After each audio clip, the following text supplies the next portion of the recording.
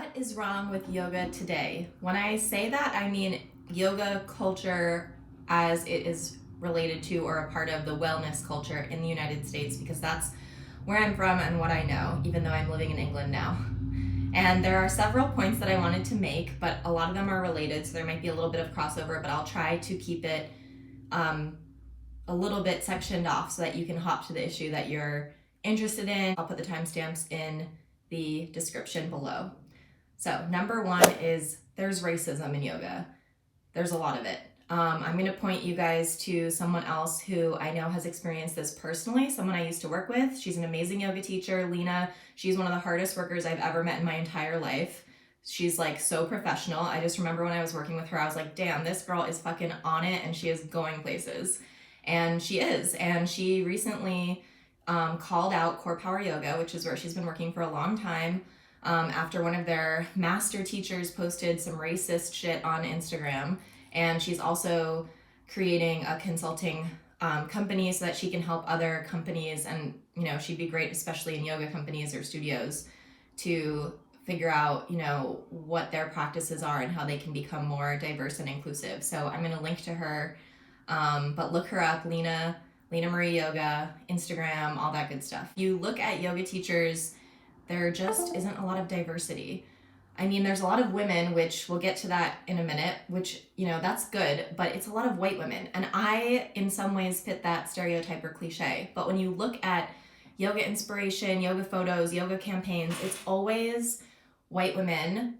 And another thing in line with this is there's not a lot of body positivity, ironically, in yoga. There's a lot of lithe, very skinny, very flexible, zero body fat type of teachers. And some people are kind of bucking this trend. I've read some books by bigger yoga teachers who embrace their fatness and talk about how to do yoga if you are in a bigger body, which is really great. Again, I'll link to all of this in the description below. The point is, there's all different types of bodies, and that's not reflected very well in yoga teachers. So related to that is problem number two that I have with yoga today, which is that there are a lot of women who are yoga teachers, but there are a lot of men who are actually in power in yoga. So if you think about it, yoga came from India and it was a male practice. It was taught by men to other men and boys. It wasn't until pretty late, like in the 1900s, that women were allowed to learn yoga from the traditional masters. There's actually a woman who became famous. She became known as Indra Devi, but she was one of the first women to go to India and to get a guru to be convinced to teach her yoga when it wasn't for women. But that legacy spills forward into today. So yes, there are most yoga teachers are women. That's true. But let's see who's still in power. I mean, the teachers that we look to from the past, those are all men. Iyengar, Desikachar, even someone like Bikram, unfortunately, Patabi Joy. These are all men.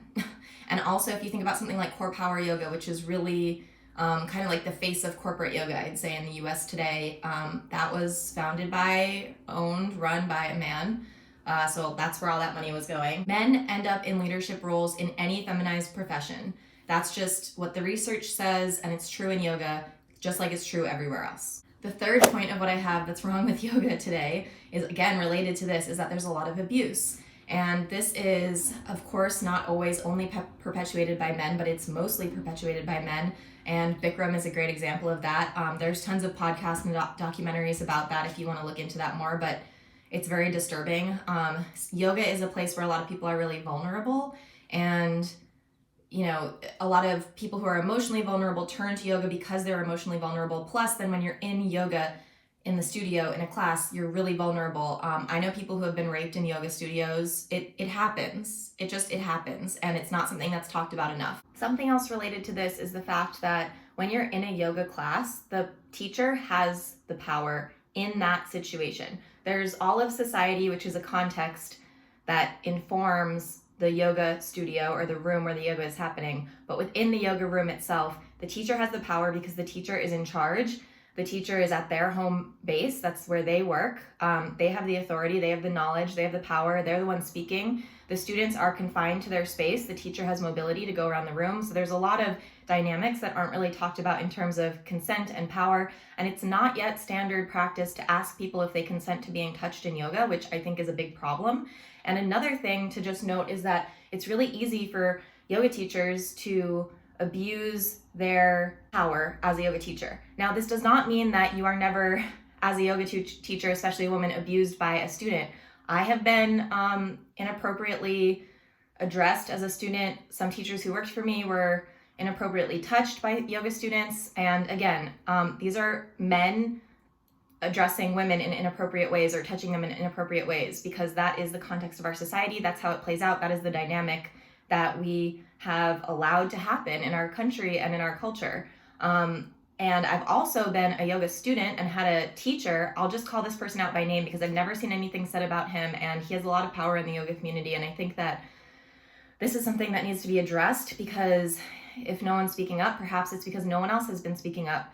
But Brian Kest is a really famous yoga teacher, and when I took his class, he was extremely inappropriate to me, singling me out in a room full of like 50 or 60 people practicing and making me extremely uncomfortable, looking at me the entire time, addressing me directly quietly so that no one else could hear, and also in front of everyone, just saying really inappropriate things and being really creepy. And there's nothing I can do about it in that situation, because what am I going to do in front of 60 people as a yoga student say like, please don't talk to me that way, it's making me uncomfortable, to this person who has so much power? So that is the third problem in the yoga community today, abuse of power by, I would say, the men in charge. Number 4, what's wrong with the yoga world today? There's cultural appropriation, obviously, and that doesn't mean that we shouldn't be able to practice it or incorporate those practices into our lives, but there's definitely some ways to do it that are respectful and some ways that are not. One thing that I've heard different opinions on is, is namaste, is that cultural appropriation? I've heard a lot of people who don't think that's the case, but me personally, I no longer use that because I don't see how it is related to me and my practice. I've never been to India. Why would I say namaste? I mean, yes, it has a nice sentiment, but what am I really saying? I'm trying to say like, thank you. So why not just say thank you? That's my language and my culture. So that's what I've decided for myself, but there's lots of other things. There's the co-opting of yoga verbiage, to situations that just have nothing to do with yoga that I find really annoying. For instance, there's a project management software called Asana. I don't know if it's named after yoga asana, but I've never heard asana used outside of yoga, except for in this dumb tech company called Asana. Like, why would you use that? That's annoying. The yoga book is a laptop. I just think, and it's called a yoga book because it can like bend in all these different ways. It's just kind of annoying. That's not cultural appropriation, maybe, or maybe it is. I don't know. What do you think? Let me know in the comments. But obviously there's a lot of cultural appropriation happening in yoga that's really annoying, that people are very not thoughtful about, I would say. Number 5 is, where is the money going in yoga? There's this perception, I think, that you can make money as a yoga teacher because yoga costs so much money. When you go to a studio, it usually costs between, in my experience, $10 and $30 for a class, and that class is usually between 45 minutes to 90 minutes maybe. And the teacher is not actually getting a lot of that money. Now, if it's a smaller studio, that makes more sense because they have, it's maybe a small business owned by one person, maybe the rent's really high, etc. There's not a lot that you can do about it in that situation. But I've still been exploited as a yoga teacher by small businesses. So the first place I taught, they paid me only $15 an hour. And mind you that I have to pay taxes on top of that. So that's before tax, $15. And sorry, I just said an hour, but really it was for a 75-minute long class. So it was less than $15 an hour. Plus, as you know, the yoga teacher needs to plan in advance, set up the playlist, decide what they're going to do, pay for their training to begin with to become a yoga teacher, go to the class early so that you can talk to the people and sign them in and, see who's coming to your class, and stay late to put away all the mats and the blocks and talk to people who want to talk to you. So really it's like at least 2 hours, at least, if you're going to do a 75-minute class. So I was getting paid $15 before tax for 2 or more hours of work, which is super unfair.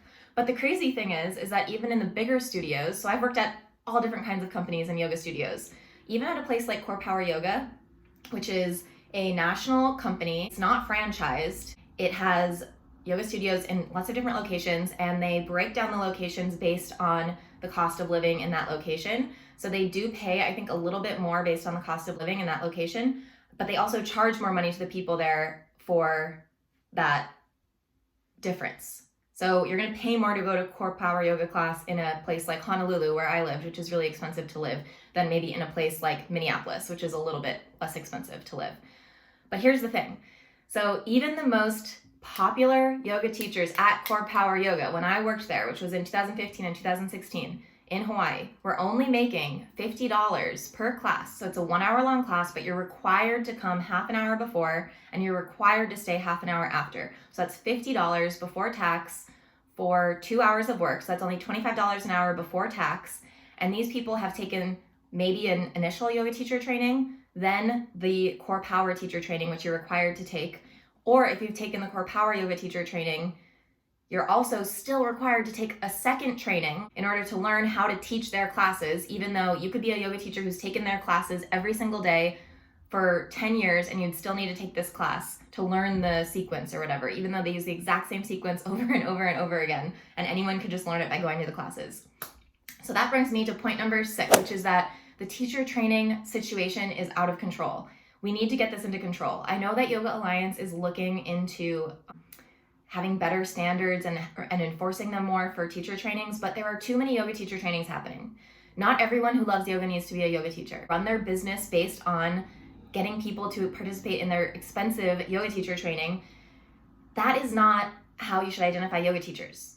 Really what they're saying is, oh, do you really, really, really love yoga and want to learn more about it and spend a lot of time learning more about it and do this thing for yourself?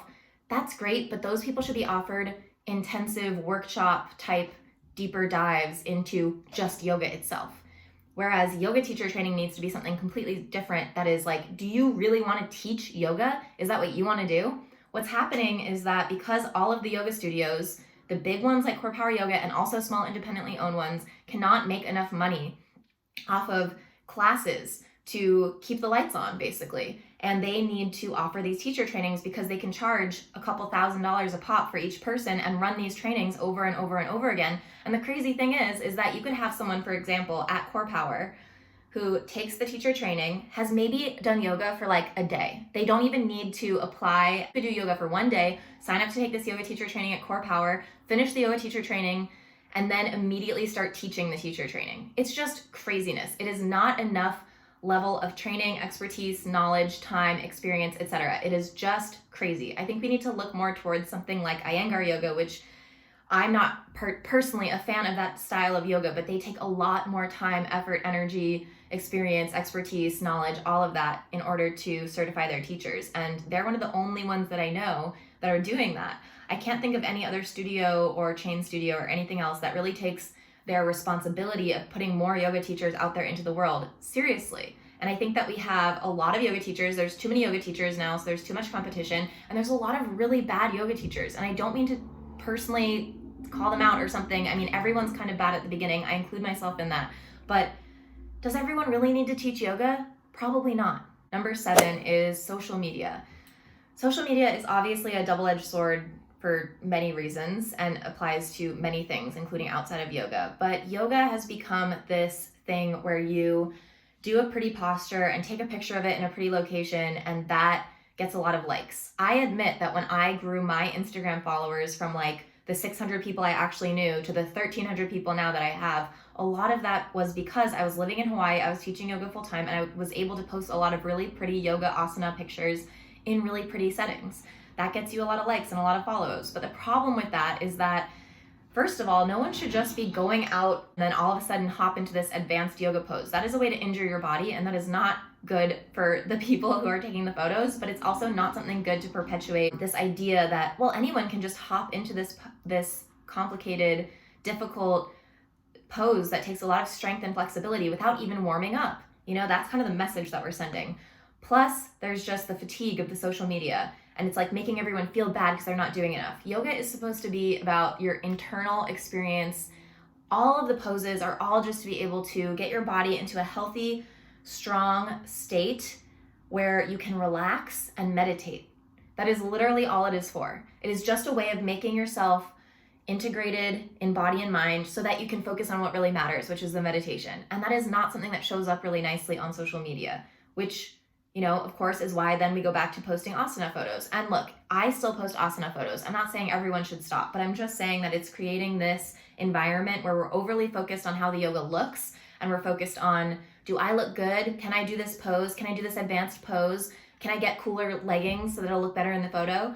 We're too focused on that kind of thing and not focused enough on what yoga actually is about and what actually matters about the practice. And that is just not something that can be shared in a photo. Thank you for watching my video. I would love to know all your thoughts and comments. This is, you know, maybe some controversial material and controversial to say that I don't like the modern yoga world when I'm trying to be a part of it. And I'm talking to you on a social media basically right now on YouTube, but I was a full-time yoga teacher. I've been teaching yoga since 2014, so that's 6 years. And for 2 years, I was a full-time yoga teacher, teaching tons of classes, managing a studio. Point is that I got really sick of the yoga world, which is why I had to stop. And which is another reason why I also went back to library school, because I was like, I cannot keep living in this yoga world where it's all about like the clothes and the photos and the social media and these yoga celebrities basically, who are just celebrities because they can do cool poses, probably because they did gymnastics as a child.